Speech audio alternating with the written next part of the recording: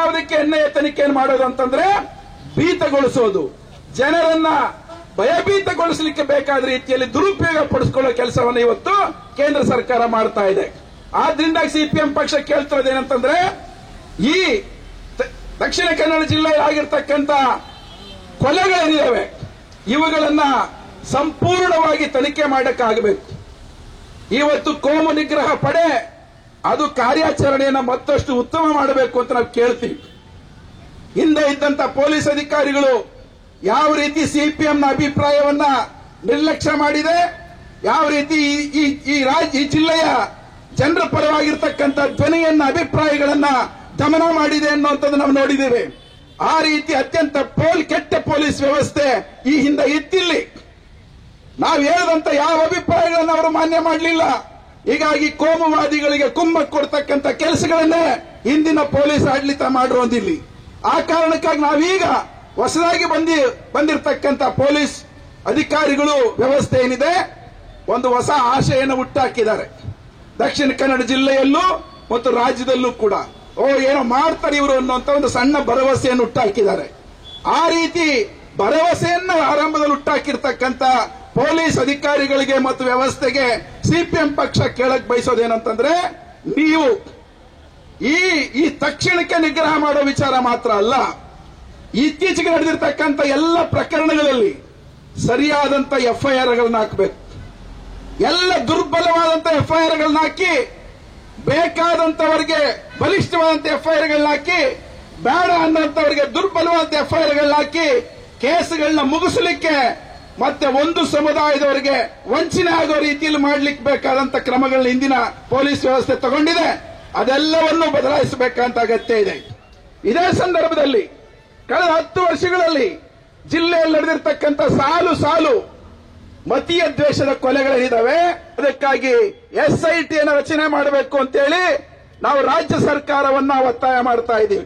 ವಿಶೇಷ ತನಿಖಾ ತಂಡವನ್ನು ರಚನೆ ಮಾಡಿ ಸಮಗ್ರವಾದಂತಹ ಸಿಪಿಎಂ ಹೇಳೋದು ಜನರ ಮಧ್ಯದಲ್ಲಿ ಒಂದು ಸೌಹಾರ್ದತೆ ಬೇಕು ಅಂತ. ಜಿಲ್ಲೆ ಒಳಗಡೆಯಲ್ಲಿ ನಡೆದಿರ್ತಕ್ಕಂಥದ್ದು ಸೌಹಾರ್ದತೆಯನ್ನು ಸಂಪೂರ್ಣವಾಗಿ ಕೆಡಿಸುವಂತ ಹೆಸರು. ಈಗಾಗಲೇ ನಮ್ಮ ಗೆಳೆಯರು ಒಂದು ಹಾಡನ್ನು ಹಾಡಿದ್ರು, ನಮ್ಮ ಜಿಲ್ಲೆ ಎಂಥದ್ದು ಒಟ್ಟುಗೂಡಿಸಿ ಅದನ್ನು ಓಟುಗಳಾಗಿ ಪರಿವರ್ತನೆ ಮಾಡಿಕೊಂಡು ಅಧಿಕಾರವನ್ನು ನಿರಂತರವಾಗಿ ಅನುಭವಿಸ್ತಾ ದೇಶದ ಸಂಪತ್ತನ್ನ ನಮ್ಮ ಜಿಲ್ಲೆಯ ಸಂಪತ್ತನ್ನ ಬೇಡಿಕೆ ಬಹಳ ಸ್ಪಷ್ಟವಾಗಿದೆ. ಈ ಜಿಲ್ಲೆಯಲ್ಲಿ ಸಾಮರಸ್ಯದ ಬೀಜಗಳು ಮತ್ತೆ ಮೊಳೆಯಬೇಕು, ಜನ ನೆಮ್ಮದಿಯಿಂದ ಬದುಕಬೇಕು ಅನ್ನುವಂತ ಏಕೈಕ ಉದ್ದೇಶವನ್ನು ಇಟ್ಕೊಂಡು ಸಿಪಿಐಎಂ ಪಕ್ಷ ಈ ಕೋಮುವಾದದ ವಿರುದ್ಧದ ತನ್ನ ಹೋರಾಟವನ್ನ ಕಳೆದ 2-3 ದಶಕಗಳಿಂದ ನಿರಂತರವಾಗಿ ಮಾಡ್ತಾ ಬಂದಿದೆ. ಅದರ ಮುಂದುವರಿಕೆಯಾಗಿ ಈ ಸಂದರ್ಭದಲ್ಲಿಯೂ ಕೂಡ ನಮ್ಮ ಹೋರಾಟವನ್ನು ನಾವು ಜಾರಿಯಲ್ಲಿ ಇಟ್ಟಿದ್ದೇವೆ. ಒಂದು ಈ ಅವಧಿಯಲ್ಲಿ ನಡೆದಿರುವಂತಹ ಕೊಲೆಗಳಿಗೆ ಖಂಡನೆಯನ್ನು ವ್ಯಕ್ತಪಡಿಸುವಂತಹ ಸಂದರ್ಭದಲ್ಲೇ ಮುಂದಕ್ಕೆ ಈ ರೀತಿಯ ಕೊಲೆಗಳು ಆಗಬಾರದು ಅಂತಾದ್ರೆ ಈ ಕೊಲೆಗಳ ಸಂದರ್ಭದಲ್ಲಿ ಕೊಲೆ ಮಾಡುವಂತಹ ಕೃತ್ಯದಲ್ಲಿ ನೇರವಾಗಿ ಭಾಗಿಯಾದವರನ್ನ ಬಂಧಿಸಿ ಶಿಕ್ಷಿಸುವ ಜೊತೆಯಲ್ಲಿ ಈ ಕೊಲೆಗೆ ಬೇರೆ ಬೇರೆ ರೀತಿಯಲ್ಲಿ ಸಹಕಾರ ಮಾಡಿದಂತಹ ಸಂಚು ರೂಪಿಸಿದಂತಹ ಪಿತೂರಿಗಳನ್ನ ಹಣದವರು ಕೂಡ ಕಾನೂನಿನ ಕುಣಿಕೆಯ ಒಳಗಡೆ ಒಳಪಡಬೇಕು ಅನ್ನುವಂತಹದ್ದು ನಮ್ಮ ಗಟ್ಟಿಯಾದಂತಹ ಆಗ್ರಹ. ಆ ಆಗ್ರಹವನ್ನು ಇಟ್ಕೊಂಡು ನಾವು ಇವತ್ತು ಈ ಪ್ರತಿಭಟನೆಯನ್ನ ಮಾಡ್ತಾ ಇದ್ದೀವಿ. ಇಲ್ಲಿ ಶಾಂತಿ ನೆಲೆಸಬೇಕು ಅಂತಾದ್ರೆ ಬರೀ ಪೊಲೀಸ್ ಅಧಿಕಾರಿಗಳನ್ನ ಬದಲಾವಣೆ ಮಾಡಿದ್ರೆ, ಆಂಟಿ ಕ್ರಿಮಿನಲ್ ವಿಂಗ್ ಅನ್ನ ಜಾರಿಗೆ ತಂದ್ರೆ ಅಷ್ಟರಲ್ಲೇ ಇಲ್ಲಿಯ ಜಿಲ್ಲೆಯ ಶಾಂತಿ ನೆಮ್ಮದಿ ಮರಳಿ ಬರ್ತದೆ ಅಂತ ಹೇಳಲಿಕ್ಕೆ ಆಗುವುದಿಲ್ಲ. ಯಾಕಂದ್ರೆ ಕೋಮು ಶಕ್ತಿಗಳು ಬಹಳ ಆಳವಾಗಿ ಜಿಲ್ಲೆಯಲ್ಲಿ ತಮ್ಮ ಬೇರುಗಳನ್ನ ಇಳಿಸಿಕೊಂಡಿದ್ದಾರೆ. ಅದರಿಂದಾಗಿ ಇಲ್ಲಿ ಬಂದಂತ ಎಷ್ಟೇ ಖಡಕ್ ಆದಂತಹ ಅಧಿಕಾರಿಗಳನ್ನು ಕೂಡ ಕಾಲ ಸಂದರ್ಭ ನೋಡಿಕೊಂಡು ಅವರನ್ನ ಧೃತಿಗೊಳಿಸುವಂತಹ ಶಕ್ತಿ ಸಾಮರ್ಥ್ಯ ಅವರಲ್ಲಿ ಇದೆ. ಅದರಿಂದಾಗಿ ಇಂತಹ ಶಕ್ತಿಗಳನ್ನ ಕೋಮು ಶಕ್ತಿಗಳನ್ನ ಹಿಮ್ಮೆಟ್ಟಿಸಬೇಕು ಅಂತಾದ್ರೆ ಇಂತಹ ಕೃತ್ಯಗಳಲ್ಲಿ ಭಾಗಿಯಾಗುವಂತಹ ಪ್ರತಿಯೊಬ್ಬರೂ ಕೂಡ ಕಾನೂನಿನ ವ್ಯಾಪ್ತಿಯೊಳಗಡೆ ಬರಬೇಕು ಮತ್ತು ಅವರ ಪಾತ್ರಗಳು ಜನರ ಮುಂದೆ ಬಹಿರಂಗ ಆಗಬೇಕು ಮತ್ತು ಕಾನೂನು ಪ್ರಕಾರ ಅವರಿಗೆ ಶಿಕ್ಷೆ ಆಗುವಂತ ಅವಶ್ಯಕತೆ ಇದೆ. ಅದಕ್ಕಾಗಿ ನಾವು ಪ್ರಧಾನವಾಗಿ 2 ಬೇಡಿಕೆಗಳನ್ನ ಈ ಹೋರಾಟದ ಮೂಲಕ ಮತ್ತೆ ಮುನ್ನೆಲೆಗೆ ತರುವಂತಹ ಪ್ರಯತ್ನವನ್ನ ಮಾಡ್ತಾ ಇದ್ದೀವಿ. ಅದರಲ್ಲಿ ಒಂದು, ಕಳೆದ 10 ವರ್ಷಗಳ ಅವಧಿಯಲ್ಲಿ ನಡೆದಂತಹ ಮತೀಯ ದ್ವೇಷ, ಅಸಹನೆಯ ಕೊಲೆಗಳು ಮತ್ತು ಪ್ರತಿಕೊಲೆಗಳನ್ನ ಒಂದು ವಿಶೇಷ ತನಿಖಾ ತಂಡವನ್ನು ರಚಿಸಿ ಅದರ ಮೂಲಕ ಮರುತನಿಖೆಯನ್ನ ಮಾಡಿಸಬೇಕು ಅನ್ನುವಂಥದ್ದು ನಮ್ಮ ಆಗ್ರಹ. ಈ ಕಳೆದ 10 ವರ್ಷದ ಅವಧಿ ಅಂದ್ರೆ ಕಳೆದ ಸಿದ್ದರಾಮಯ್ಯ ಸರ್ಕಾರದ ಅವಧಿ. ಸಿದ್ದರಾಮಯ್ಯ ಪ್ರಥಮ ಬಾರಿ ಮುಖ್ಯಮಂತ್ರಿ ಆಗಿದ್ರು. ದಕ್ಷಿಣ ಕನ್ನಡ ಜಿಲ್ಲೆಯ 8ರಲ್ಲಿ 7 ಜನ ಕಾಂಗ್ರೆಸ್ ಶಾಸಕರುಗಳಿದ್ರು. ಆ ಅವಧಿಯಲ್ಲಿ ಇಲ್ಲಿ 3 ಕೊಲೆಗಳು ಆ ಅವಧಿಯಲ್ಲಿ ನಡೆಯಿತು. ಒಂದು ಅಶ್ರಫ್ ಕಲಾಯಿ ಅನ್ನುವಾತನನ್ನ ಒಬ್ಬ ಅಮಾಯಕ ವ್ಯಕ್ತಿಯ ಕೊಲೆ ಆಯಿತು. ಆ ಕೊಲೆಗೆ ಪ್ರತೀಕಾರ ಅನ್ನುವಂತಹ ರೀತಿಯಲ್ಲಿ ಶರತ್ ಮಡಿವಾಳ ಅನ್ನುವಂತ ಒಬ್ಬ RSS ಕಾರ್ಯಕರ್ತರ ಕೊಲೆ ಬಂಟ್ವಾಳದಲ್ಲಿ ನಡೆಯಿತು. ಆ ಶರತ್ ಮಡಿವಾಳನ ಕೊಲೆಗೆ ಪ್ರತೀಕಾರ ಅಂತ ಹೇಳಿ ಇಲ್ಲಿಯ ಕೊಟ್ಟಾರ ಚೌಕಿಯ ಸಮೀಪ ಒಂದು ಹೋಟೆಲ್ ನಡೆಸ್ತಾ ಇದ್ದಂತ ಅಮಾಯಕರಾಗಿದ್ದಂತ ಆಕಾಶ ಭವನದ ಹಮೀದ್ ಅನ್ನುವಂತ ಗೃಹಸ್ಥನನ್ನ ಕೊಲೆ ಮಾಡಿದ್ರು. ಈ ರೀತಿಯಲ್ಲಿ ಆ ಸಂದರ್ಭದಲ್ಲಿ 3 ಕೊಲೆ ಆಯಿತು. ಆ ಕೊಲೆಯ ಅಪರಾಧಿಗಳಿಗೂ ಕೂಡ ಈವರೆಗೂ ಕೂಡ ಶಿಕ್ಷೆಯನ್ನು ವಿಧಿಸಲಿಕ್ಕೆ ಸರ್ಕಾರಕ್ಕೆ ಸಾಧ್ಯ ಆಗಲಿಲ್ಲ. ಆ ಪ್ರಕರಣಗಳಲ್ಲಿ ಒಂದಿಷ್ಟು ಜನ ಬಂಧನಕ್ಕೊಳಗಾಗಿದ್ದಾರೆ. ಬಹುಶಃ ಎಲ್ಲರೂ ಕೂಡ ಈಗ ಬಹುತೇಕರು ಜಾಮೀನಿನಲ್ಲಿ ಹೊರಗಿರುವಂತಹ ಸಾಧ್ಯತೆಗಳಿದೆ. ಆದ್ರೆ ಈ ಕೊಲೆ ಹಿಂದಿರುವಂತಹ ಪಿತೂರಿದಾರರು ಯಾರು ಅನ್ನುವಂಥದ್ದು ಗೊತ್ತಿಲ್ಲ. ಆದ್ರೆ ಕೊಲೆ ಮಾಡಿಸಿದವರು ಯಾರು, ಅವರಿಗೆ ಹಣಕಾಸಿನ ಸೌಲಭ್ಯಗಳನ್ನು ಒದಗಿಸಿದವರು ಯಾರು, ಅವರಿಗೆ ರಾಜಕೀಯ ಬೆಂಬಲವನ್ನು ಕೊಟ್ಟವರು ಯಾರು, ಅವರನ್ನ ಕೊಲೆ ಮಾಡಿದ ನಂತರ ಅವರಿಗೆ ಶೆಲ್ಟರ್ಗಳನ್ನು ಒದಗಿಸಿದವರು ಯಾರು, ಪೊಲೀಸರಿಗೆ ಅವರನ್ನ ಶರಣಾಗತಿಯನ್ನ ಮಾಡಿದವರು ಯಾರು, ಅವರಿಗೆ ನ್ಯಾಯಾಲಯದಲ್ಲಿ ನ್ಯಾಯವಾದಿಗಳನ್ನ ನೇಮಿಸಿದವರು ಯಾರು, ಜೈಲಿನ ಖರ್ಚುಗಳನ್ನು ವೆಚ್ಚಗಳನ್ನ ಅವರಿಗೆ ಒದಗಿಸಿದವರು ಯಾರು ಅನ್ನುವಂಥದ್ದು ಬಹಿರಂಗ ಆಗಲಿಲ್ಲ. ಅದು ಇವತ್ತು ಜನರ ಮುಂದೆ ಬರಬೇಕು ಅನ್ನುವಂಥದ್ದು ನಮ್ಮ ಆಗ್ರಹ. ಅದರಿಂದಾಗಿ ಆ 3 ಕೊಲೆಗಳು ಕೂಡ ಇವತ್ತು SIT ಅಡಿಗೆ ಬರಬೇಕು. ಆಮೇಲೆ ಮತ್ತೆ 4 ವರ್ಷ ಬಿಜೆಪಿ ಸರ್ಕಾರ ಬಂತು. ಇದೇ ರೀತಿಯ ಕೊಲೆಗಳಿಂದಾಗಿ ಪರಿಸ್ಥಿತಿ ಉಲ್ಟಾಗಿ ಪೂರ್ತಿಯಾಗಿ 8ರಲ್ಲಿ 7 ಕ್ಷೇತ್ರ ಕಳೆದ ಚುನಾವಣೆಯಲ್ಲಿ ಅಂದ್ರೆ ಬೊಮ್ಮಾಯಿ ಮುಖ್ಯಮಂತ್ರಿ ಆದ್ರು, ಕುಮಾರಸ್ವಾಮಿ ಒಂದಿಷ್ಟು ಕಾಲ ಮುಖ್ಯಮಂತ್ರಿ ಆಗಿದ್ರು. 8ರಲ್ಲಿ 7 ಕ್ಷೇತ್ರ ಈ ಕೊಲೆಗಳಿಂದಾಗಿ ಬಿಜೆಪಿಗೆ ಒಂದು ದೊಡ್ಡ ಇಡಿಗಂಟಾಗಿ ದೊರಕಿದ್ದನ್ನು ಕೂಡ ನಾವು ನೋಡಿದ್ವಿ. 3 ಕೊಲೆಗಳಾಯ್ತು. ನಮ್ಗೆ ಗೊತ್ತಿದೆ ಬೆಳ್ಳಾರೆಯಲ್ಲಿ, ಯಾಕೆಂದ್ರೆ ಈ ಪ್ರತೀಕಾರದ ಕೊಲೆಗಳು ನಮ್ಮ ದಕ್ಷಿಣ ಕನ್ನಡ ಜಿಲ್ಲೆಯ ಮಂಗಳೂರು ತಾಲೂಕು ಮತ್ತು ಬಂಟ್ವಾಳಕ್ಕೆ ಸೀಮಿತ ಇತ್ತು. ಈಗ ಹೊಸ ಉಳ್ಳಾಲ ತಾಲೂಕು ಇರಬಹುದು, ಮುಲ್ಕಿ ತಾಲೂಕು ಸೇರ್ಕೊಂಡು. ಆದ್ರೆ ಆ ಸಂದರ್ಭದಲ್ಲಿ ನಡೆದಂತಹ ಕೊಲೆಗಳು ಸುಳ್ಯ ತಾಲೂಕಿಗೆ ವಿಸ್ತರಣೆ ಆಯಿತು.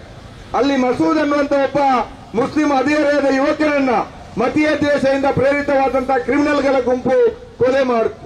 ಆ ಕೊಲೆಗೆ ಪ್ರತೀಕಾರ ಅಂತ ಹೇಳಿ ಅಲ್ಲಿ ಪ್ರವೀಣ್ ನೆಟ್ಟಾರ್ ಅನ್ನುವಂತ ಬಿಜೆಪಿಯ ಯುವ ಮೋರ್ಚಾನ ಮುಖಂಡರ ಕೊಲೆ ಆಯಿತು. ಆ ಕೊಲೆಗೆ ಪ್ರತೀಕಾರ ಅಂತ ಹೇಳಿ ಫಾಜಿಲ್ ಅನ್ನುವಂತ ಸುರತ್ಕಲ್ ಪ್ರದೇಶದ ಒಬ್ಬ ಅಮಾಯಕ ಯುವಕರನ್ನ ಸುರತ್ಕಲ್ ನಡುಬೀದಿಯಲ್ಲಿ ಕಡಿದು ಕೊಲೆ ಮಾಡಿದ್ದನ್ನು ಕೂಡ ನಾವು ನೋಡಿದ್ವಿ. ಆ 3 ಕೊಲೆಗಳನ್ನು ಕೂಡ ಇವತ್ತು ನಾವು ಗಮನಿಸ್ತಾ ಇದ್ದೀವಿ. NIA ತನಿಖೆ ಆಗಿದೆ. ಆ NIA ತನಿಖೆಯಲ್ಲಿ ಹಲವಾರು ಜನರನ್ನು ಬಂಧಿಸಿದ್ದಾರೆ. ಆ ಕೊಲೆ ಪ್ರಕರಣದ ಆರೋಪಿಗಳು ಮಾತ್ರ ಈ 3 ವರ್ಷ ಆದ್ರೂ ಕೂಡ 3.5 ವರ್ಷ ಆದ್ರೂ ಕೂಡ ಇನ್ನೂ ಕೂಡ ಜೈಲಲ್ಲಿದ್ದಾರೆ. ಆದ್ರೆ ಆ ಸಂದರ್ಭದಲ್ಲಿ ನಡೆದಂತಹ ಮಸೂದ್ನ ಕೊಲೆ ಪ್ರಕರಣದ ಆರೋಪಿಗಳು ಎಲ್ಲಿದ್ದಾರೆ, ಫಾಜಿಲ್ ಕೊಲೆ ಪ್ರಕರಣದ ಆರೋಪಿಗಳು ಎಲ್ಲಿದ್ದಾರೆ? ಅವರಿಗೆ 1 ವರ್ಷದ ಒಳಗಡೆ ಜಾಮೀನಾಯ್ತು, ಬಂದ್ರು ಹೊರಗಡೆ. ಧರ್ಮ ರಕ್ಷಕರು ಅನ್ನುವಂತ ಹಿಂದೂ ಕಾರ್ಯಕರ್ತರು ಅನ್ನುವಂತ ಬಿರುದುಗಳನ್ನ ಕೊಡಲಾಯಿತು. ಮತ್ತಷ್ಟು ಕ್ರಿಮಿನಲ್ ಚಟುವಟಿಕೆಗಳಲ್ಲಿ ಭಾಗಿಯಾದ್ರು. ಆ ನಂತರ ಇವತ್ತು ಸುಹಾಸ್ ಶೆಟ್ಟಿಯ ಕೊಲೆ, ಆ ಫಾಜಿಲ್ ಕೊಲೆಗೆ ಪ್ರತೀಕಾರ ಅನ್ನುವ ನಿಟ್ಟಿನಲ್ಲಿ ಇವತ್ತು ನಡೆದಿದ್ದನ್ನು ನಾವು ನೋಡಿದ್ದೀವಿ. ಆ ಕೊಲೆಗಳಲ್ಲಿ 2 ಕೊಲೆಗಳಲ್ಲಿ ಪ್ರವೀಣ್ ನೆಟ್ಟಾರ್ ಕೊಲೆಯಲ್ಲಿ ಇನ್ನೂ ಜೈಲಲ್ಲಿದ್ದಾರೆ. ಆದರೆ ಸುಹಾಸ್ ಶೆಟ್ಟಿ ಇದು ಫಾಜಿಲ್ ಕೊಲೆ ಮತ್ತು ಮಸೂದ್ ಕೊಲೆ ಪ್ರಕರಣದಲ್ಲಿ ಆ ಕೊಲೆಗಾರರಿಗೆ ನ್ಯಾಯಾಲಯದಲ್ಲಿ ಸಹಾಯ ಮಾಡಿದವರು ಯಾರು, ಅವರಿಗೆ ಬೇಕಾದಂತೆ ವ್ಯವಸ್ಥೆಗಳನ್ನು ಮಾಡಿಕೊಟ್ಟವರು ಯಾರು, ಅದೇ ರೀತಿಯಲ್ಲಿ ಆ ಫಾಜಿಲ್ ಕೊಲೆ ಮಾಡಿ ಜೈಲಲ್ಲಿದ್ದವರಿಗೆ ಜೈಲಲ್ಲಿ ಐಷಾರಾಮಿ ವ್ಯವಸ್ಥೆ ಮಾಡಿದಂತಹ ಮಹಾನಾಯಕರುಗಳು, ಕರಾವಳಿಯ ಶಾಸಕರುಗಳು ಯಾರು ಅನ್ನುವಂಥದ್ದು ಇವತ್ತು ಬಹಿರಂಗ ಆಗಬೇಕಾಗಿತ್ತು. ಆ 3 ಕೊಲೆಗಳು ಮತ್ತು ಈ 3 ಕೊಲೆಗಳು, ಅದರ ಜೊತೆಯಲ್ಲಿ ಈಗ ಮತ್ತೆ 4 ಕೊಲೆಗಳು ನಡೆದಿದೆ. ಮೊದಲು 1, 2 ಅಂತ ಹೋಗಿ 3 ಅಂತಾಯ್ತು. ಈ ಅವಧಿಯಲ್ಲಿ 4 ಕೊಲೆಗಳಾಗಿದೆ. ನಾವೀಗ ವಯನಾಡ್ನ ಅಶ್ರಫ್ನ ಮಾಪ್ ಲಿಂಚಿಂಗ್ ಕೇಸ್ ಬಗ್ಗೆ ಮಾತಾಡ್ತೀವಿ. ಅದೇ ರೀತಿಯಲ್ಲಿ ನಾವು ಈ ಸುಹಾಸ್ ಶೆಟ್ಟಿ ಕೊಲೆಯ ಬಗ್ಗೆ ಮಾತಾಡ್ತೀವಿ. ಅದಕ್ಕೆ ಪ್ರತೀಕಾರ ಅಂತ ಹೇಳಿ ರೆಹಮಾನ್ ಅನ್ನುವಂತ ಒಬ್ಬ ಅಮಾಯಕ ವ್ಯಕ್ತಿಯ ಕೊಲೆಯ ಬಗ್ಗೆ ಮಾತಾಡ್ತೀವಿ. ಆದ್ರೆ ಮೊಹಮ್ಮದ್ ಶರೀಫ್ ಅನ್ನುವಂತ ಆಟೋ ಚಾಲಕನ ಕೊಲೆಯನ್ನು ನಾವು ಮರೆತು ಬಿಟ್ಟಿದ್ದೀವಿ. ಆ ಆಟೋ ಚಾಲಕನ ಕೊಲೆ ಕೂಡ ನಮ್ಮ ಪ್ರಕಾರ ಮತೀಯ ಅಸಹನೆಯಿಂದ ನಡೆದಿರುವಂತಹ ಕೊಲೆ. ಆತ ಮುಸ್ಲಿಂ ಅನ್ನೋ ಕಾರಣಕ್ಕಾಗಿ ಆ ಕೊಲೆಗಾರನಿಗೆ ಸುಲಭದ ಟಾರ್ಗೆಟ್ ಆದ. ಕೊಲೆ ಮಾಡಿದಂತಹ ಕೊಲೆಗಾರನಿಗೆ ಹಿಂದುತ್ವವಾದಿ ಸಂಘಟನೆಗಳ ಸಂಪರ್ಕ ಇತ್ತು. ಆ ಸಂಪರ್ಕದಿಂದ ಆತ ಮುಸ್ಲಿಂ ವಿರೋಧಿ ದ್ವೇಷದಿಂದ ಬಳಲ್ತಾ ಇದ್ದ. ಅದರಿಂದಾಗಿ ಆತ ಶರೀಫ್ನನ್ನ ಟಾರ್ಗೆಟ್ ಮಾಡಿದ ಅನ್ನುವಂತಹದ್ದು ನಮ್ಮ ತಿಳುವಳಿಕೆ.